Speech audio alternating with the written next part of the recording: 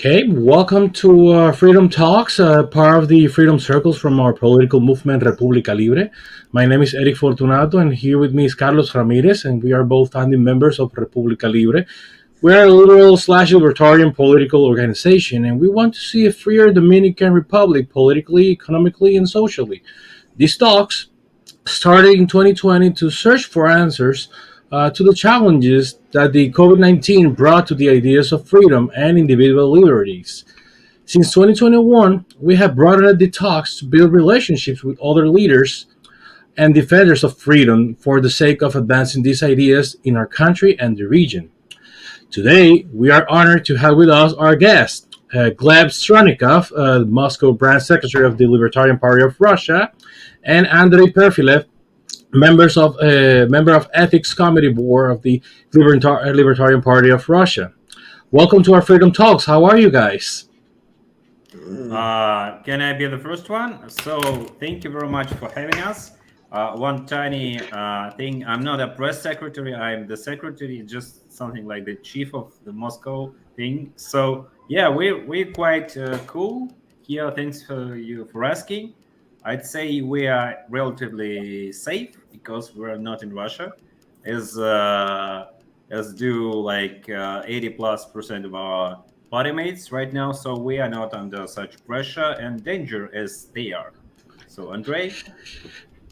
Yeah, that's kind of true. We try to find someone to talk from the party who is in Russia right now, but nobody was really wanted, so it's just two of us here today.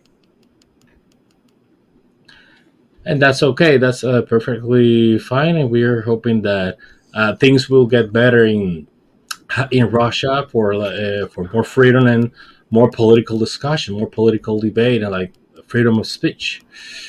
Well, today, Russia is a country that causes a sense of mystery for some and admiration from a distance for the tyrants and despots who have ruled it. Today, República Libre breaks another wall, but in this case, it is not the Berlin Wall, but the communication wall, whether it is seen as a distant country or due to language barriers. And also today, we break all those walls by making contact with the Russian Libertarian Party or the Libertarian Party of Russia, represented here by Gleb and Andrei. Who could be better to tell us the reality of this country that raises so much mystery than the Russians themselves? Not only because they were born there, but also because of their love for freedom, which we know has meant personal cost and persecution by the regime. To understand today, it is first necessary to understand the past. We all know that Russia was an empire, then taken over by Lenin in a totalitarian system in the name of Marxism, which they call the Union of Soviet Socialist Republics, USSR. This system lasted for decades until one day it fell. According to the Libertarian Party of Russia, what happened? Wow. With Andrew, we had a debate. Should we get ready to questions? And he said, don't worry, man. I think they will be quite specific, like concrete things. Like, which year was it? What something happened? And now hearing this, what happened? Really? Yeah. So, yeah, this was a complicated thing. And there are different opinions on this topic, but I can express mine. The short answer will be that nobody really wanted this system to continue its existence because it was kind of much poverty, kind of much bureaucracy, and every aspect of your life was controlled by the state. So, for example, you couldn't have any business, you couldn't run a shop, you couldn't do like boots or gloves in your house because it was a crime and you would be sent to jail just for making it and selling it. And this system, economically, it came to really bad results in the end. And there were several attempts to reform it, to introduce some tiny bits of small business, of liberation into the economy, but they all failed. failed. And so in the end, Gorbachev and his friends, well, they decided to they came to a conclusion that they had to make some political change as well, because it doesn't work one without another. And so this process, which they started, uh, well, it like in a matter of a couple of years, it became uncontrollable. They couldn't handle it, and the society, which was really wanting, urging for liberalization, I'd say, despite the thing, it was absolutely censored, absolutely propaganda, and well, you can look at Northern Korea now; it's something similar, but in much bigger way. But this society was, well, I should say, grown enough to become something else, and its way, its ideology, and its like the course of the party was nonsense, and everybody knew that. Everybody understood that. Everybody was just pretending that they believe in the communism, into these ideas, and to this country becoming better. So when it became uncontrollable, it fell down, and there was really some serious and complicated uh, were events. And it will be really a lecture for a couple of hours to tell you what happened since 1987 till 1993. But in 1993, there were no Soviet Union. There were 16 republics. Russia was one of them, the biggest one. And it was kind of democratic, but with its flaws and its nuances. So it was due to these events, the super presidential constitution was introduced, and people voted for it. And so this constitution handled enormous power to the president. And so it all ended in Vladimir Putin being elected in 1999. And after that, he pushed his limits, and he pushed his, well, levers he had to get rid of all the opposition, the parliament opposition, the media opposition, the any kind of political opposition. And so here we are now. Okay, thank you. And you mentioned there Putin, and we will go back to that in a bit. But before we get there, it's interesting that 60 republics, and that Russia was one of those 60, and some sort of like democratic republic. So that's interesting. Um, but once the Soviet Union disintegrated and Russia became a federal state, what happened in the 90s when it is said that reforms were implemented by the IMF in the West, but without much detail on what was happening within the country? Could you explain this to us? What what Yeah, I happens in think the What 90s? is IMF? IMF. What is IMF? International Monetary Fund. So in the Okay. 90s, the International Monetary Fund, I don't know if you're familiar with the Washington Consensus and all those political approaches for a bunch of regions, even Latin America. So in that time, what was happening in Russia at that time? Okay, Andre, do you wanna Yeah, explain? sure. I Mhm. guess that would be my turn right now. So, 90s weren't an easy time for Russians for several reasons. Reason number one was the change from the planned economy to the market economy, and people who were Russians at the time, they didn't know how to live on a free market, because before that, the state supported them with some place to live. The state gave them jobs.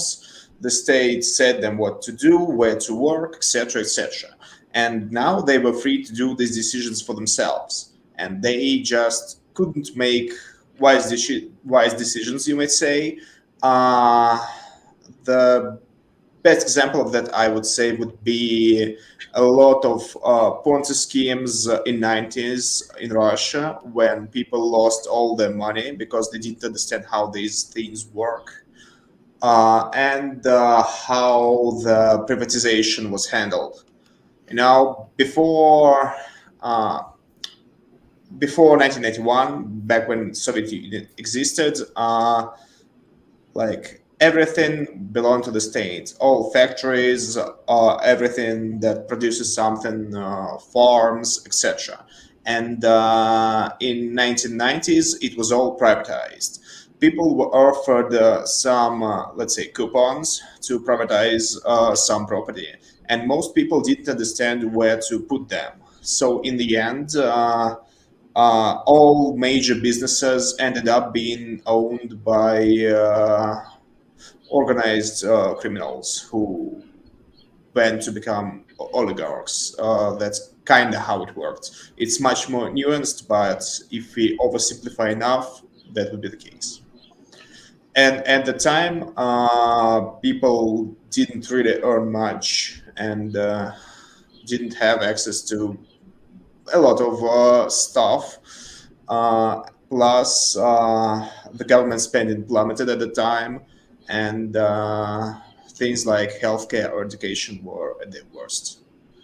Probably even worse back when they were socialist policies during Soviet Union.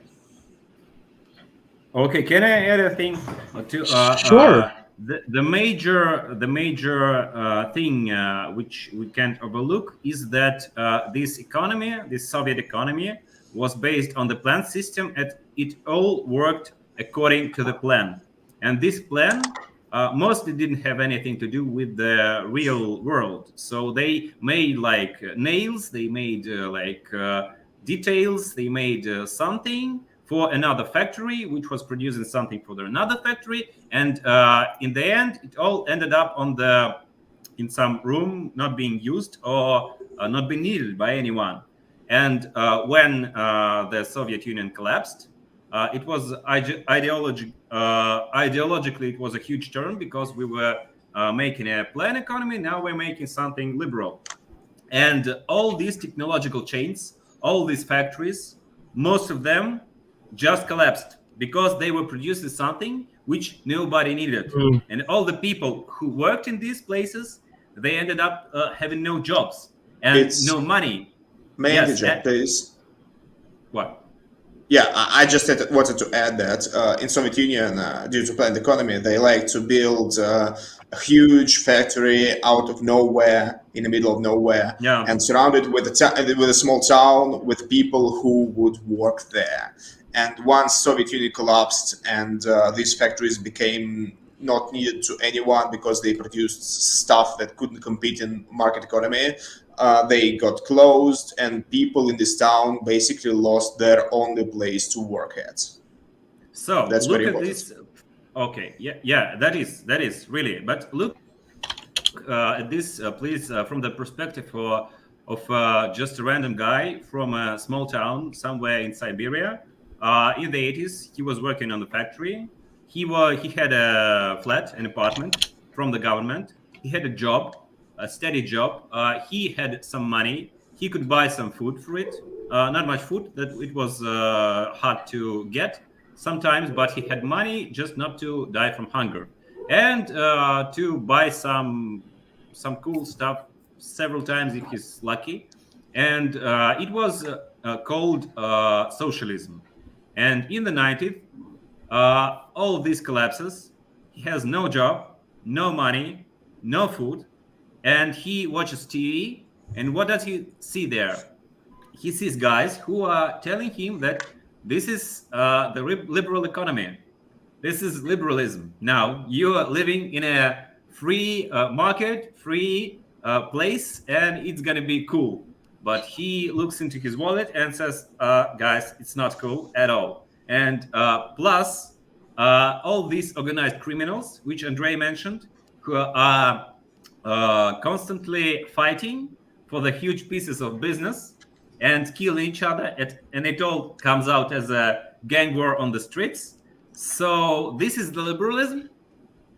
He says, I don't like liberalism. So this association, I should say, was one of the main things which led Putin to power, because Putin came and said that I will bring you order.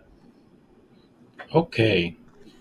We're almost talking about Putin before that, I just wanted to like highlight and make sure that I understood like the whole thing about the 90s. So from the Soviet Union, uh, it is disintegrating and it is like transitioning to kind of like fascism, because if everything is like owned by the state and then and planned, it kind of like transition to like that.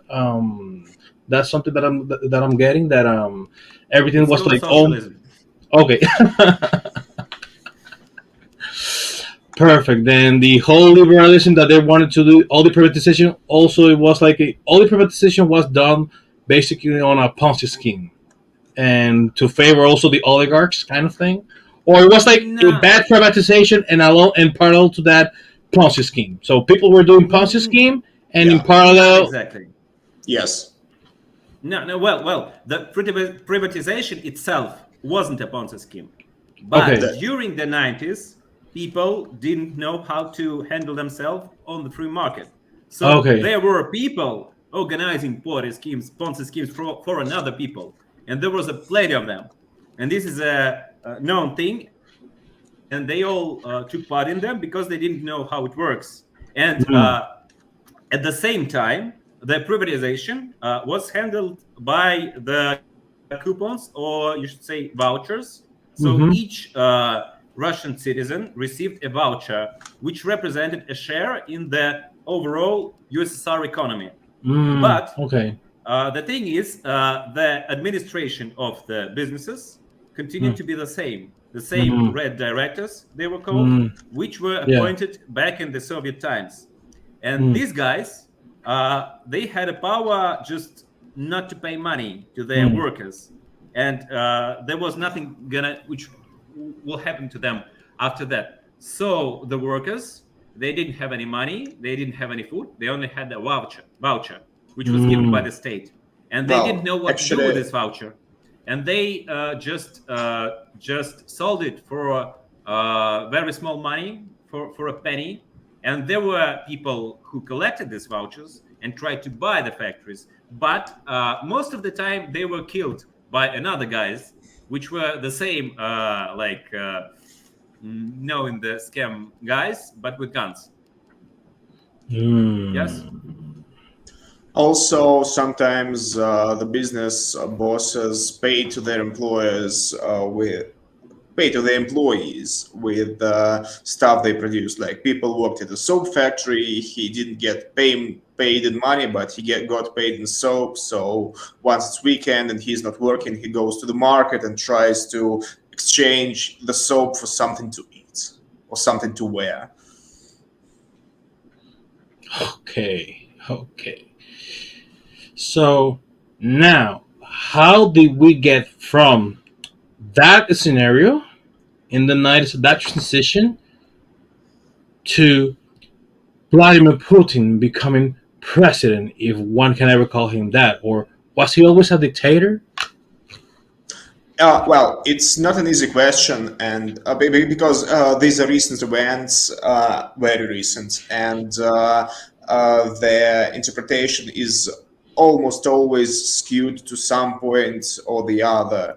But basically, what happened is in 1993, the old guard communists decided they want to get USSR back, and Russian President Boris Yeltsin at the time, he couldn't allow that because that would force him to resign and his ruling to an end. But yeah, again, at this point, Russia was a functional democracy, maybe a flawed one, a very poor one, but still democracy with freedom of speech and fair elections. So Yeltsin decided um, to use tanks against those communists. Some people were killed in Moscow. There were tanks in the streets of Moscow. They shot the Russian parliament building. And this coup d'etat of the communists had failed. But since then, Russia became from a mixed republic to a presidential one. And since that time, the amount of stuff the president can do had gradually increased. Then in 1988, there was a big economical crisis. Russia had 1998. I'm sorry, 1998. I said something else. I'm sorry. You said 19, 1988. I'm sorry, 1998, yes. In 1998, there was a big economical crisis with hyperinflation. Money became basically worthless at the time, and people became very poor, and Yeltsin had a very poor public opinion of him because he was a public image of a drunkard, etc. And at the time, have also happened the Chechnya when the Chechnya decided they want to become independent. It didn't work out, but there was a war in there with many deaths and very brutal ones. Some people called it, some Western journalists called it one of the most brutal battlefields they've ever seen in their lives. So basically more brutal than Yugoslavian wars. And people decided that they don't want chaos in their lives anymore. They wanted order. And on December 31st, 1999, Yeltsin resigned and said that his successor would be Vladimir Putin, who was basically unknown at the time. He was vice premier, I think, at the time. And in the year 20, and next year there will be elections, which he won. Basically, that's how Putin came to power.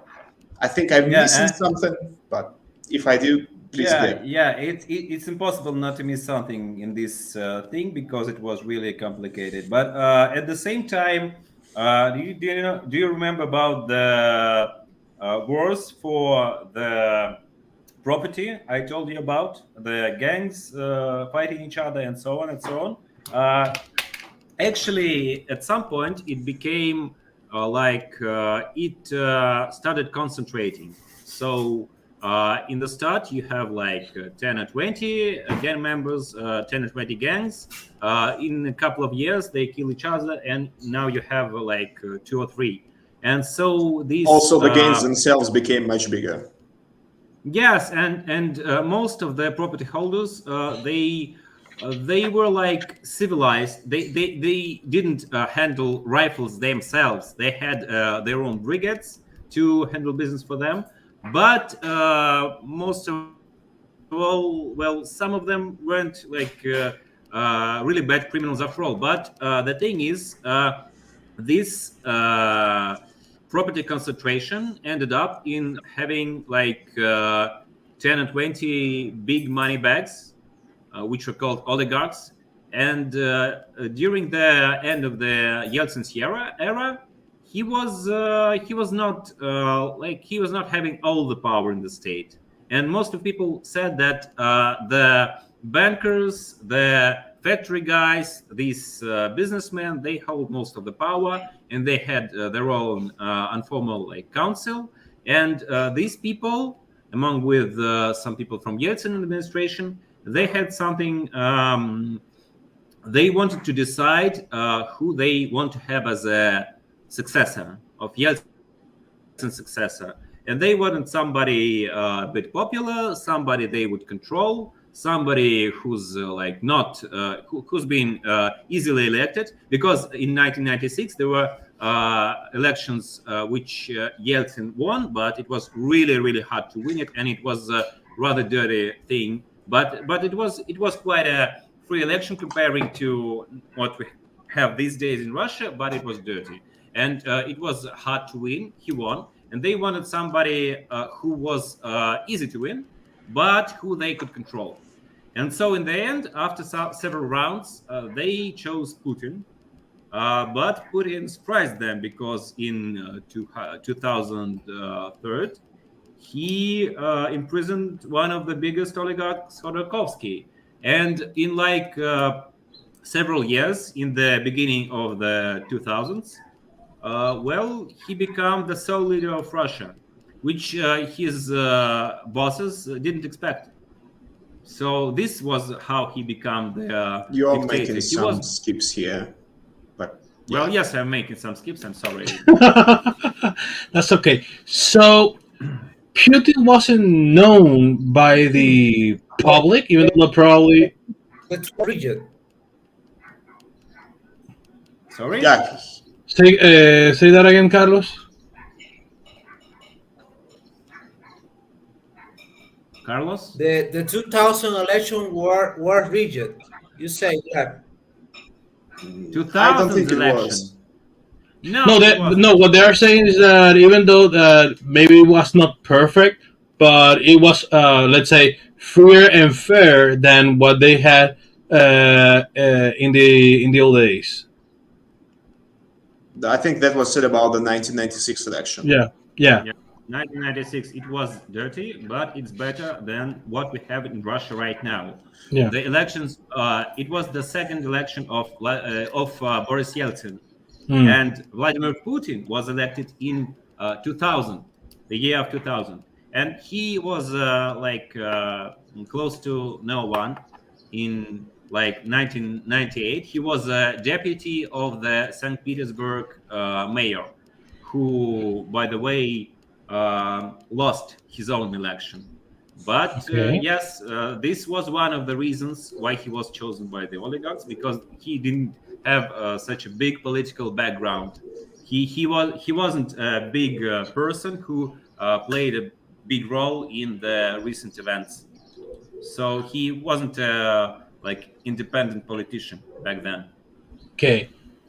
So Putin comes into the spotlight, 98. Then comes the election, and he is elected in December 31st, 31st of December, 1999.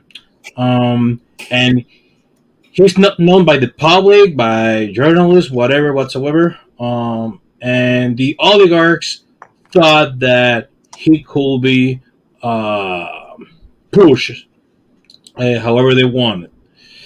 Yeah.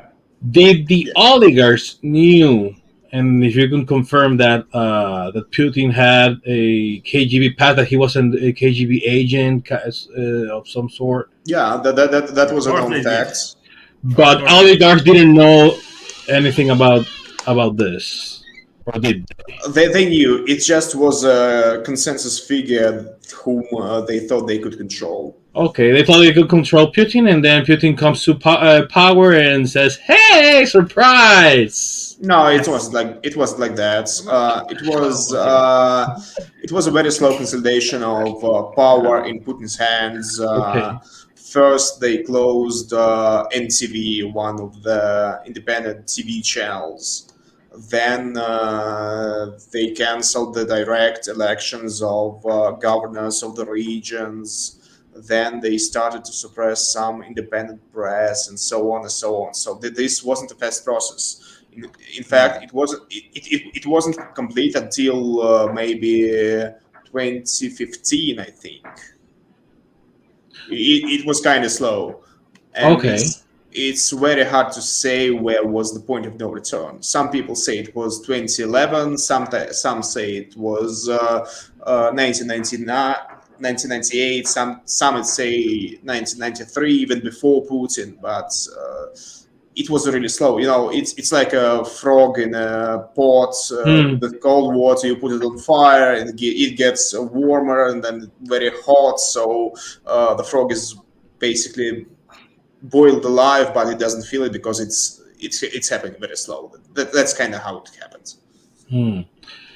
Then who is Putin really? And more importantly, what interpretation do you give to his actions in ideological terms? That's something that everyone on this side of the world is wondering, who the heck is Putin and why he's doing like all this stuff that he's doing. Is he, could you classify or describe him in any ideological terms? Putin has no ideology whatsoever. He says things that are beneficial to him at the time. He might pretend to be a socialist, a nationalist, a liberal, libertarian, whatever suits his agenda currently right now. If you take a look at Putin's speeches, you may find points from any ideology there, basically any. Yes, he was a KGB officer, and one of his I think this is my personal opinion that one of his professional capacities is to pay no attention to any words said out loud, because it doesn't matter what you say, it matters what you do, what you think, and what you are trying to achieve. So he's like the guys who try to analyze his public speeches. Well, I don't think this is a good idea. Well, though I should say that after the 24th of February, after the beginning of the war, we should say that he has something in his mind, some kind of a rigid. I'm not saying this is an ideology, but definitely he thinks that, well, the collapse of Soviet Union was a bad thing, or what, and he tries to, well, establish control over as much territory as he can. This might be the best thing we can say to you, because really nobody knows what's happening inside Putin's mind. This is a really hard thing to try to guess psychopaths' ideas. It's it's like.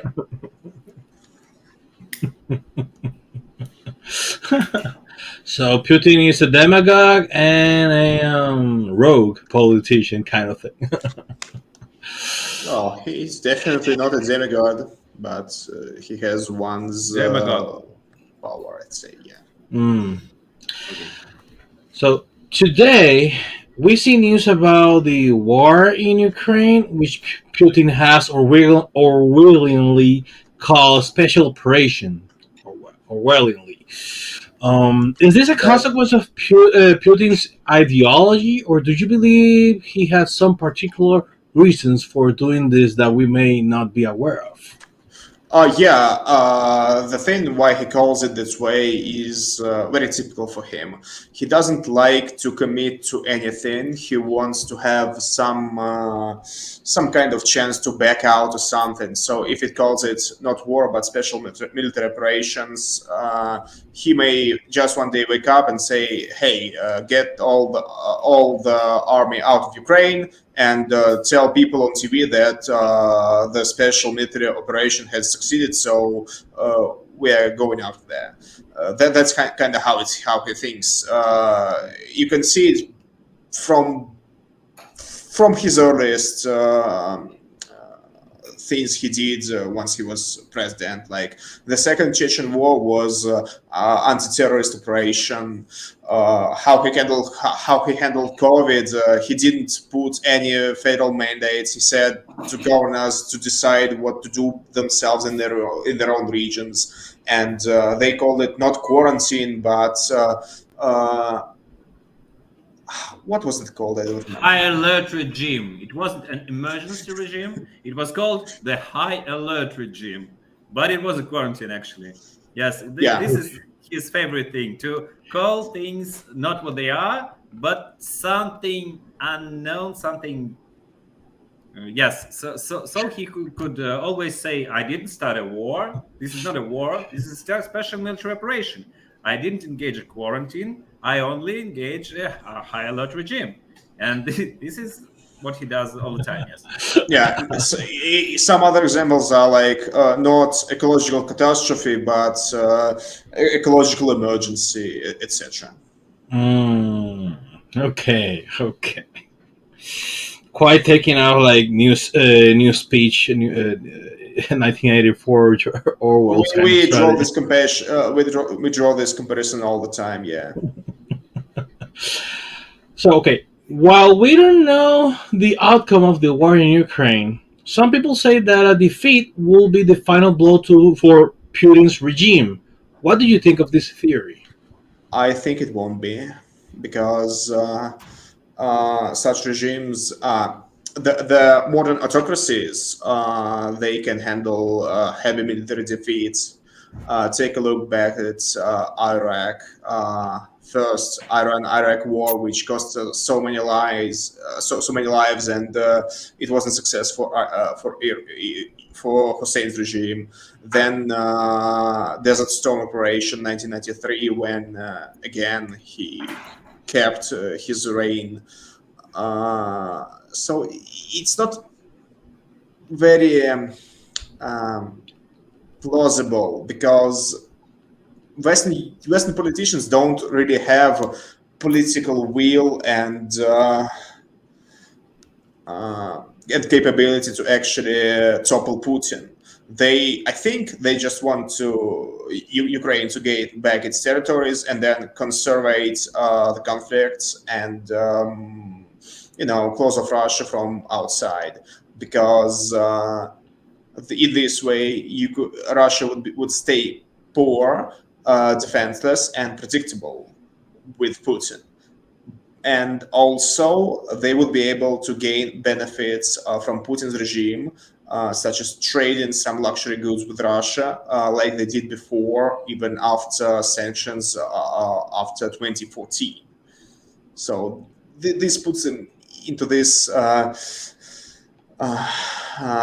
very double-seated position. So Well, wait a moment. I can add some colors to go this for it, please. painting. So the thing is, I don't think it's possible to make some prognosis, political predictions. I'm not a politologist. I'm not a trollogist. I'm not an astrologist to do this. But the thing is, with these kind of regimes, the authoritarian ones, you never know when it's going to happen. The one of the most prominent books of the Soviet time about the collapse of the Soviet Union is called "It Was for the Eternity Until It Stopped." Yes, it was forever until it crashed. Yes, and so it goes overall with these kind of regimes. The Ceausescu can tell you that his country was really stable and really was he was not going anywhere, definitely. But just in the end, once, bam, and he's shot, and the crowd takes out the presidential palace. It's what you call a black swan. The thing which was unpredictable, but looking from the future, you see it couldn't happen anywhere else. But the thing we just told you about, the high alert regime, the special military operation, all this thing it's because Putin controls everything in the media field, except for several pieces of it in the internet, except for several resistance, several media outlets which are blocked right now. But he's controlling overall. He's controlling the TV. He's controlling the media, and it's really possible for him, like tomorrow, to withdraw all the troops from Ukraine and come to TV and say we won. Yeah, that was a victory, really, and everybody will say, "Oh, yeah, it looks like a victory." Well, we were against all the consolidated West, against the NATO, and we didn't fail, so it's a victory. Yes, and yes, it's possible. So it does right now. It doesn't matter if Russia loses, because Putin can portray the loss as a victory, and also from the advantage from for the West politicians will be that if Ukraine wins, Putin regime can continue. Russians will be vulnerable and dependable of whoever they can do commerce with the West, but in West terms, meaning the West will keep doing business with Russia, with the Putin regime, but in their own terms. So for the West politicians, they are not so much desperate to see Putin out and freedom in Russia, but they want Russia to still be kind of like vulnerable, so they can do business in their own terms. Am I getting that right? So, That Eric, could be the case. Is everything fine with the picture? You are not moving on my screen. Yeah, maybe there's something technical. Really, I can hear you, but I can't see your face moving. You just like stuck with this expression in Okay. your face. Also, Okay, oh yeah, so it's kind of like froze. I see that now that yeah. my. But So could you hear what I was saying? yeah. So I can't say that this defeat, the objective defeat of Putin in Ukraine, wouldn't be like bad for him. And I think the odds of his regime ending will raise if he fails, and he will be much more stable and much more happy if he wins in any way. We don't know what he thinks is a victory, but well, yeah. What's about the business that the Western countries want to? Did you say they want to have business with Putin's regime after the war in their own terms? Well, I'm not sure this is the case because, as for looking at all of this discourse, all of these discussions, everything happening right now in the European Union, well, for me, it looks like they understood this is not a good thing to go into, and they probably wouldn't have any business ties with Russia, and in the in any amount which is comparable to what they had before the war. In any way, because it's a very unpredictable partner these days. Because when he started war in the center of Europe, he became person who they can trust in any way, and they probably wouldn't trust his successor, whoever it would be. And so, yes, like this, and also, um, well, um, I think I well, disagree yeah, on this is the that. case. Okay, I'm back. You'll disagree on that. Okay, hi, I'm back. Eric. Okay, Hello, sorry about yeah. that. Everything frozen. It kicked me out. So what I was saying, if I am getting uh, what you explained right about like the end of the Ukraine war, is that it doesn't matter if Ukraine wins, because at the end, what you're saying is that most of the politicians of the West, what they actually want is for it does so Ukraine can win, Putin can lose, um, but in the end, they will use that because Russia will be weak, and they will use that weakness and however is the economy and whatnot to do business with Russia, even with Putin's regime, but in their own terms. So they might not want actually freedom for Russia. That's what I was like asking if that's because it doesn't matter if Ukraine wins because at the end they just want to do business with Russia in their own terms, kind of thing. Well, that's one more thing I should address is that his Putin's winning is a precedent because if you can start a war in the center of Europe and actually win this war and actually hold on to the power and everything is good for you, there's like no guarantee that somebody else in some other part of the world wouldn't take his chances to do the same thing. Hmm. So I think one of the motives of the Western countries in giving aid, military aid to Ukraine, is to like publicly punish Putin, so that any more dictators won't mess up the business connection they have with the West or with whoever they have it to. So, and yeah, Andrew. I I kind of disagree with that because because of several reasons.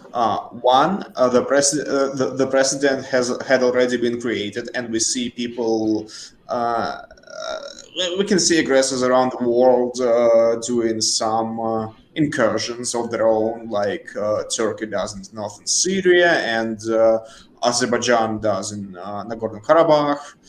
But the main reason why I disagree is because of how it happened in the past. After Putin annexed Crimea, there were heavy sanctions on Russia economically. Let's say it was forbidden to trade the military technologies to Russia. And what we see now, most tanks that were captured by Ukrainians have thermal sights made by a French company, Thales. That's kind of weird. They couldn't get them legally, but they did. Russian propaganda channel Russia Today is being broadcasted by, again, French company Telsat with their satellites. So this thing didn't really end.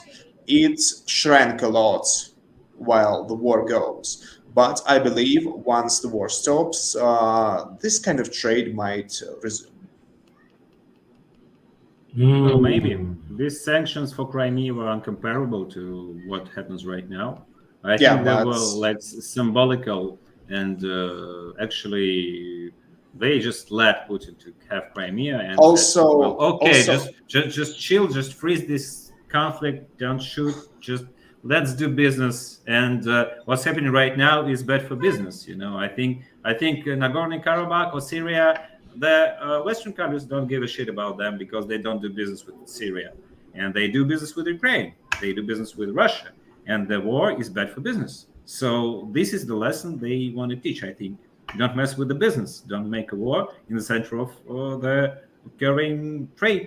So yes, I'm afraid for being cynical, but I think that's what they do. to add more cynicism, why Western politicians are not really interested in making Russia more free. Uh, let's get back to August 2022. The war has been going on for half a year, and European Union suggests to add to ban trade into Russia. What? Yes, they suggested to ban selling to Russia tear gas and equipment for riot police. Bravo. Could No, you? it was. Okay, That's so funny. so I the didn't know about Ukrainian it. ban what? Could you repeat that again? Yes, The thing is, yeah, okay. it took Uh, it took 10 years of brutal police suppression of freedom of speech in Russia, and half of a year of a brutal war in Central Europe for Mm. European Union to consider to ban selling to Russia riot police equipment and tear gas. Mm. Okay. Soft Europe to put in some, like, let's say, good terms. So like, so my next question, based upon like that answer, what do you think are the measures that the West should take to accelerate freedom in Russia? I mean, what will the whole West need to do to, like, not only end this Ukraine conflict, but more importantly, to get Russia freedom? What should That's the whole West should do for Russia to get free? that's a hard question. And also the thing Wait a is, minute, Andrea. Wait a minute. Wait a minute. I have a thing I should say before you go in. okay, okay, The go thing on. is, there is a law in Russia which punishes you with several, like 5 or 7 years of prison uh, for like when you're calling for sanctions against Russia. This is a crime. Yes. So I think that they are doing pretty well right now. I'm not calling for everything and for anything to change. And this is the place where I stop because I have a family in Russia. Hmm. And Andrea, go on. Yeah. Yeah, what I want to say that such plan would be very unpopular in the West because it would also one of the things the main things why Russians are currently disillusioned with the West, despite being against the war, just like I am, for example, is how the West politicians are corrupt and actually guilty in what's happening, but everyone seems to be in denial. This issue must be addressed if someone in the West actually wants Russia to become more free, but again, I doubt they won't. Like how most of European politicians used to be in a director board of big Russian businesses that should be addressed.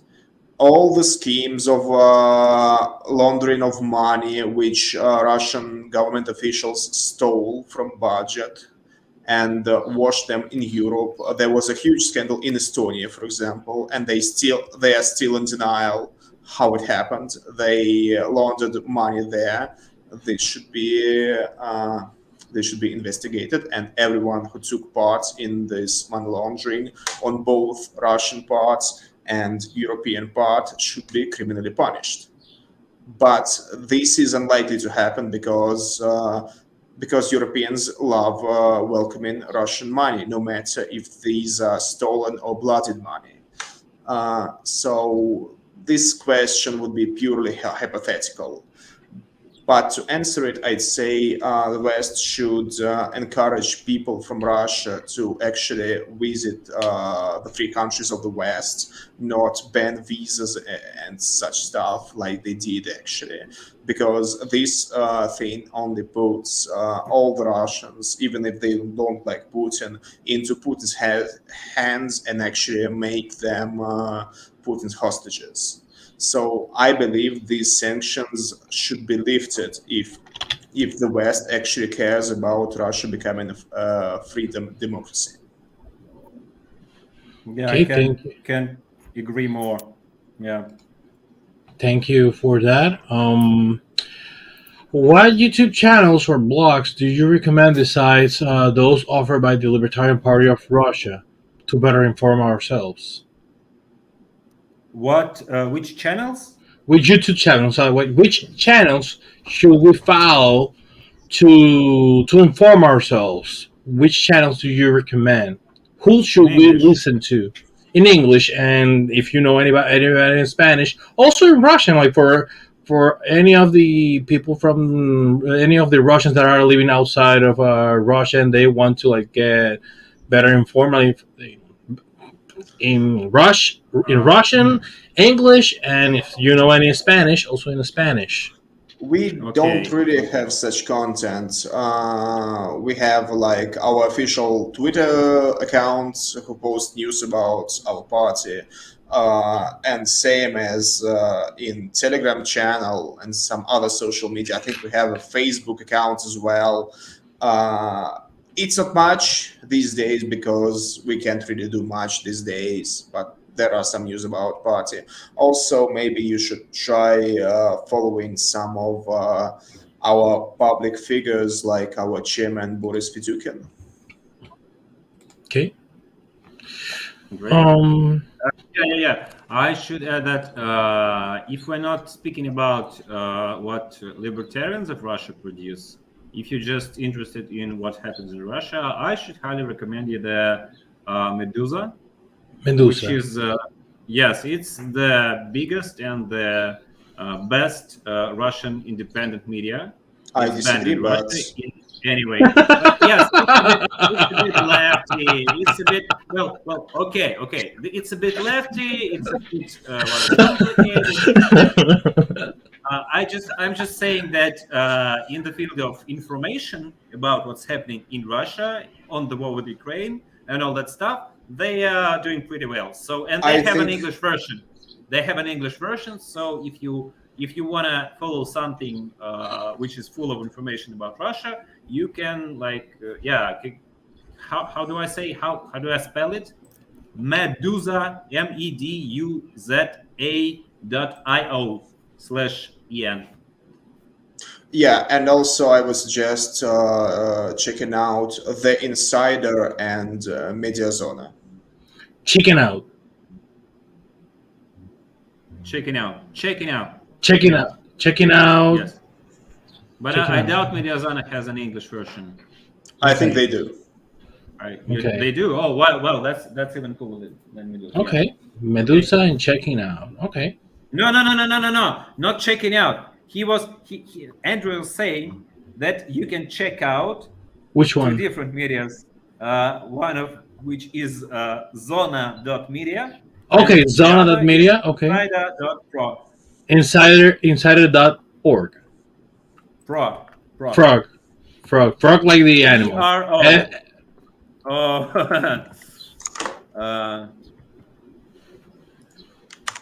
uh, no, it's not Insider Pro. It's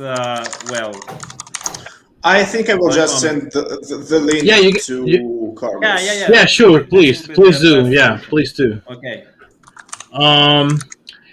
Once freedom is achieved in Russia, what reforms do you think should be implemented to maintain freedom and prevent another dictator from arising?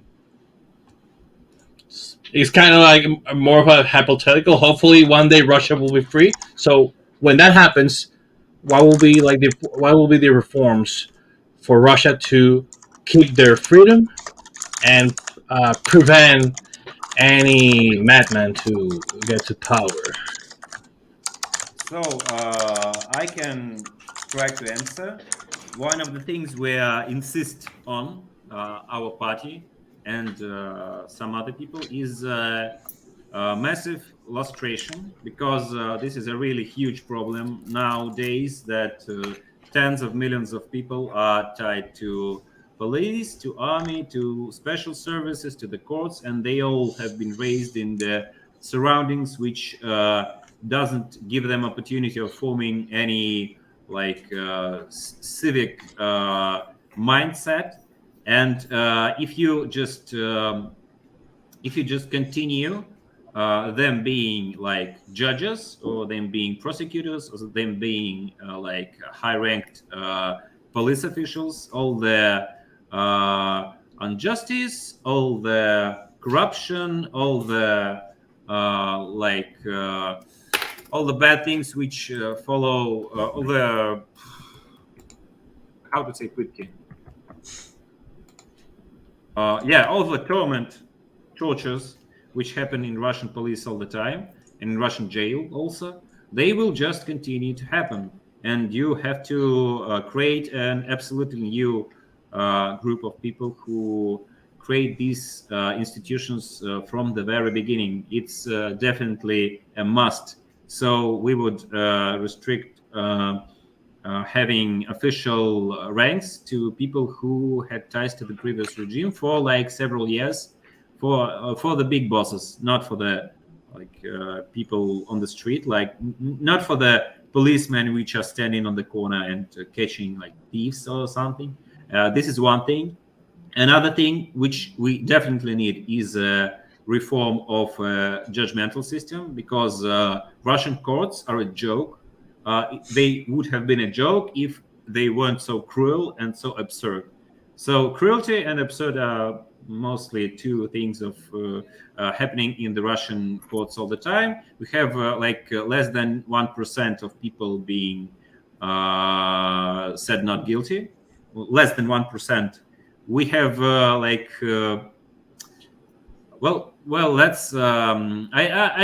I can talk about its horrors and terrible things about Russian courts all the time, but the ground level is that Russian court is not independent. So you can't solve a quarrel, you can't solve a debate in the Russian court, because it only decides the thing which is profitable to the state.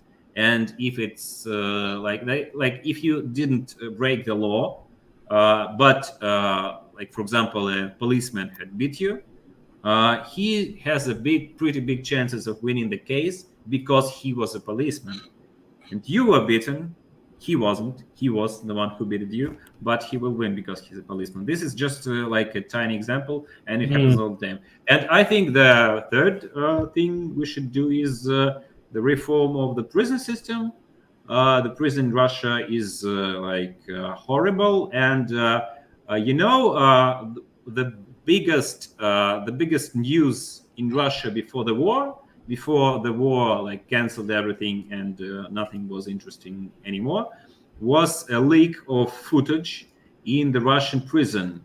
And this footage was smuggled from it by some hacker who was a prisoner, and he was um, well, this is an archive of tens of or hundreds of hours of footage published by Gulag.net. This is an NGO, an independent rights protection organization from Russia. And the thing is, they have a system of convicts being forced to cooperate with the jail chieftains. And this system goes as such. They transfer you to a special prison where they have special prisoners who beat you, who rape you, who torture you. They film it all on video, which was given to them by the prison chieftain, by like the guy from the officials who run the prison. So these guys gives a camera to film the rape and torture of a simple convict to make him cooperate. And if he doesn't cooperate, he shows this video to other convicts, to other mates, to other prison guys, and this system is replicated throughout all Russia. And it's not the thing that many people get raped and tortured. It's like thousands or 10,000s, not tens millions of people. The thing is that each person in Russia doesn't say anything against regime or says but feels really much because he knows that he can end up being in this video tortured and raped and maybe murdered, and the court will never protect his rights because the court in Russia is owned by the government. These three things, I think they are the priority. Thank you. So basically, all Russian institutions need to be built from scratch after you get freedom. Yeah. Also, Um, there is one major point I would like to add on how to prevent dictatorship in future in Russia. Mhm. I have just a bit of disclaimer. I have very mixed opinion on globalism, but Russia definitely needs more of it. Most Russians are very detached from outside world, and they don't really know what's happening outside usually because they're not interested in it. And before the war started, I think only 20% of Russians actually had a passport to travel abroad, and even less people actually traveled abroad. Like I had a passport for all these years, but I didn't really leave Russia, partly because it's expensive, but also because of actually how hard it is, visa and stuff. So Russia should focus on improving international relationships with other countries in order to achieve two things. First, to get investments from international businesses who would build something in Russia, like some factories, maybe they would sell some things. Basically, how it happened in the 90s when suddenly there is McDonald's, Coca-Cola, and other stuff, and people say, "Oh, we love America because they have so cool stuff." This is very important. And this part actually got really abandoned in Russia gradually since around, I think, 20. I think since 2008. So people became more and more detached from international community. And the thing number two, the cultural integration. Right now, one of the points of Russian state propaganda is how on the West they hate Russian culture and they don't even want you there, which is no, it's not true. Like I think I saw maybe two weeks ago an announcement of a huge film festival from Russian from a Russian independent director Andrei Zvyagintsev in Switzerland. It was kind of big event, yes. So this part is not true, but people don't know that. So I would really want some cultural exchange to other countries once we have a chance to do that. That Hmm. would definitely improve people's investments in the outside world. One question that we consider important is what can we, as liberal libertarians in the world, do to help our brothers in the Libertarian Party of Russia? What can all liberal libertarians parties all around the world do to help you guys? Well, I think there is a problem right now in the public discussion that contradicts the libertarian paradigm very much because right now, after the war, we are facing very many big accusations of Russian people being like genetical slaves or something.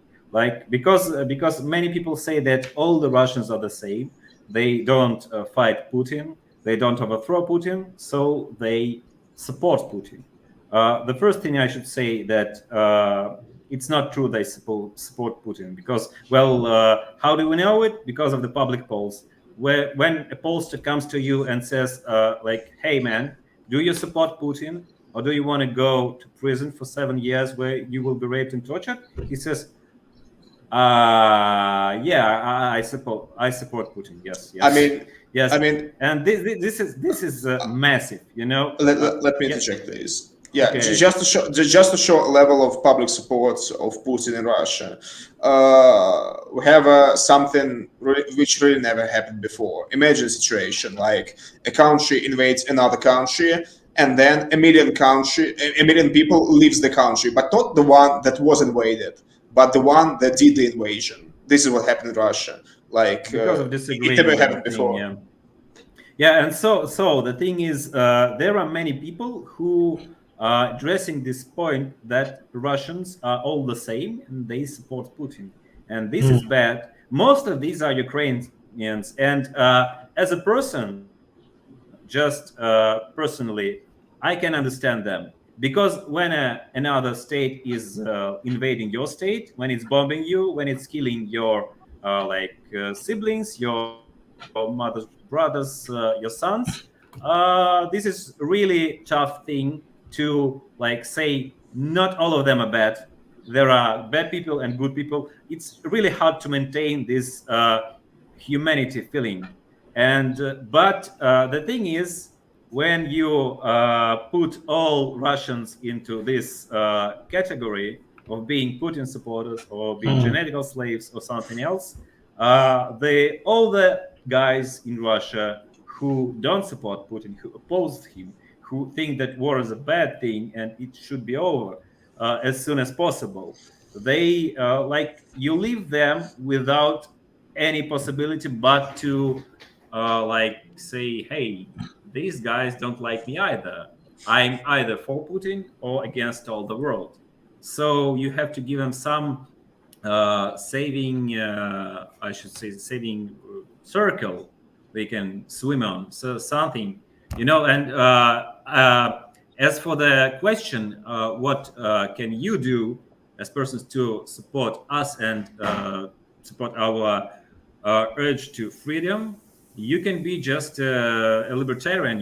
You can say that people are individuals who have responsibilities for their own individual actions. You shouldn't say to all the people in who live in a country or have a certain kind of passport, they are all fascists or something. Okay.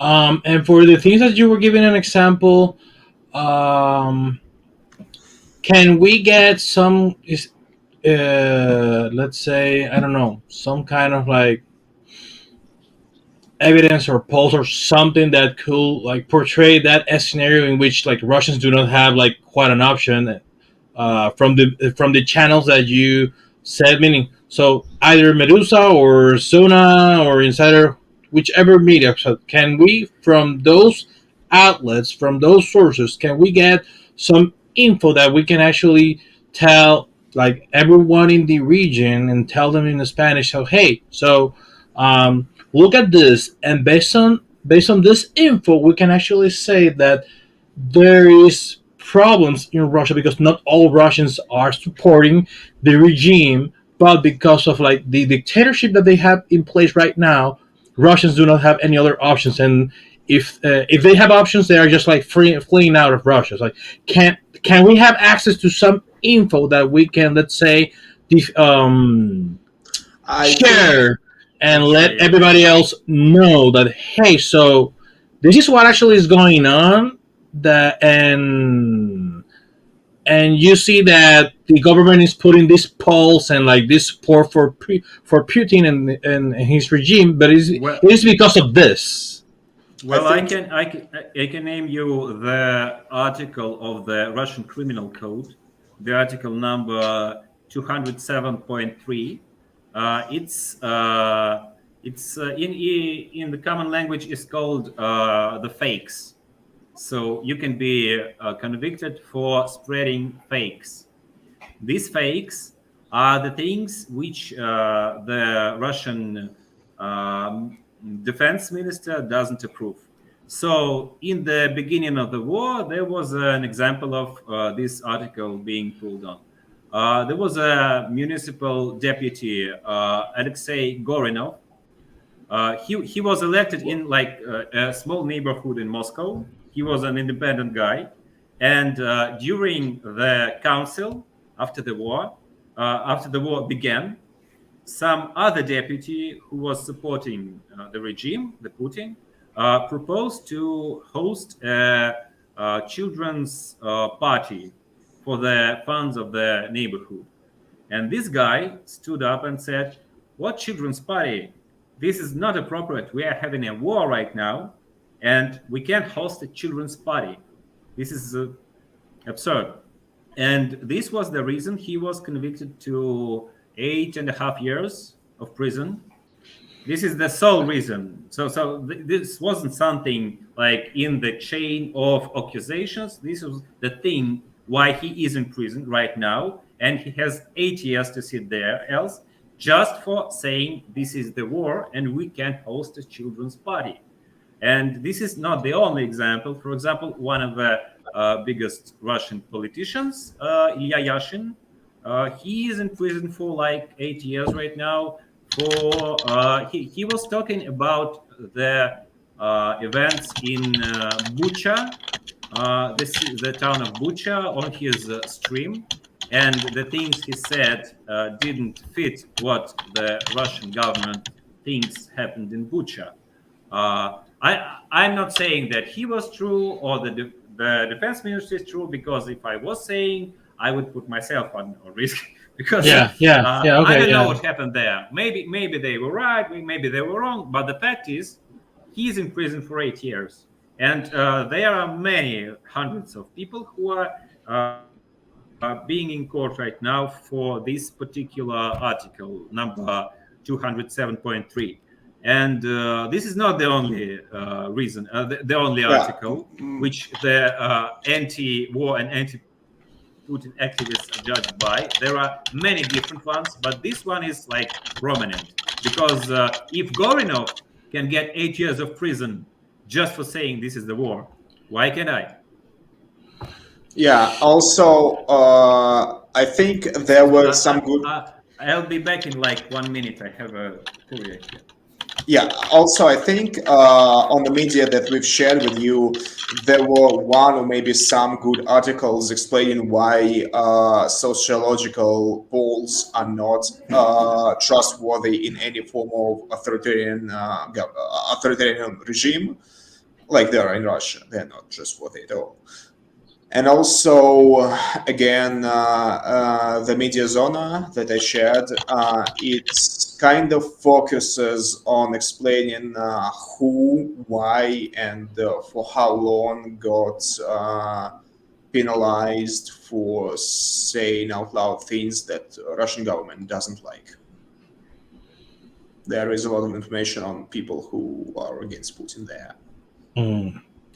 Let's wait for Gleb before I start our closing because we are getting to the end. But let's wait. And he's coming there. There he is.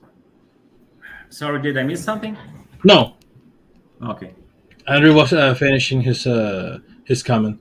Um, so we want to thank both of you for being here with us and giving us a local perspective on the facts and the future in Russia. Remember the words of your compatriot Ayn Rand: "He who fights for the future lives it today." And we say goodbye to you with the hope that the next time we talk, not only will this absurd war of the dictator Putin be over, but we can also say that Russia joins the list of countries where freedom reigns. Yeah. Thank you. Thank you very much. Thank you for inviting us. It was our pleasure. Yeah. Okay, bye. Bye bye. Goodbye, guys.